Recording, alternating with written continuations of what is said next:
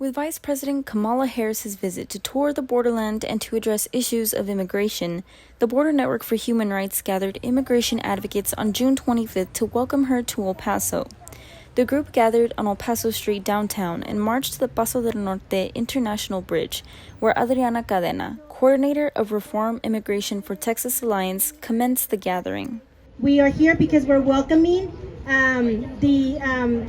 Vice President Kamala Harris for coming to the border community, for coming to know our border community and understand the realities that we have, the realities of this community.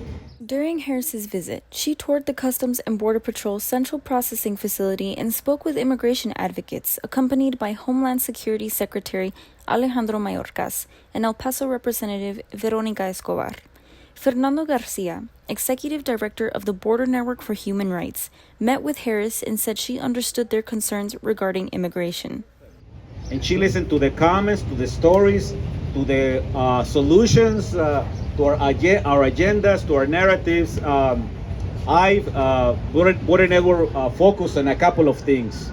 The first one was to encourage her in the administration to change the narrative of the border, to change the narrative about immigration, because doesn't matter whatever we do in terms of policies and strategies and trying to change that, if we don't have a successful narrative, that is not going to change. So we specifically ask her to start rehumanizing immigrants and immigration.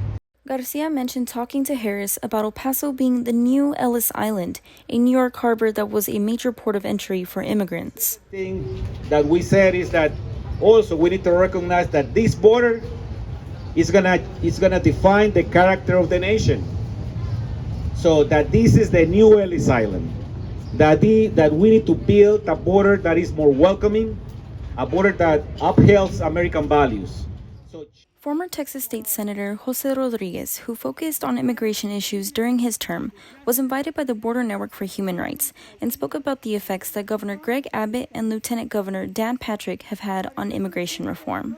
The administration under Biden has got to get much more aggressive in responding to the governor of the state of Texas, Governor Abbott, and the Lieutenant Governor Patrick.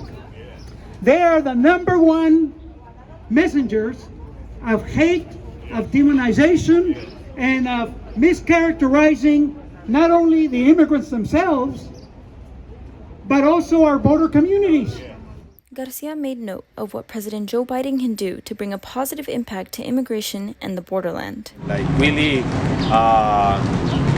unwinding all of the bad things that Trump did, continue the protection for the dreamers, but also he can actually push for more money for infrastructure at the border that is not jails, that are not detention centers, but more welcoming centers. So I think he can do that, working with Congress. But we need to pass comprehensive immigration. We need to pass immigration reform. We need to legalize 11 million, the dreamers. We need to reunify families. And for us, very importantly, we need to make this border accountable, humane, and transparent. I think that is very important.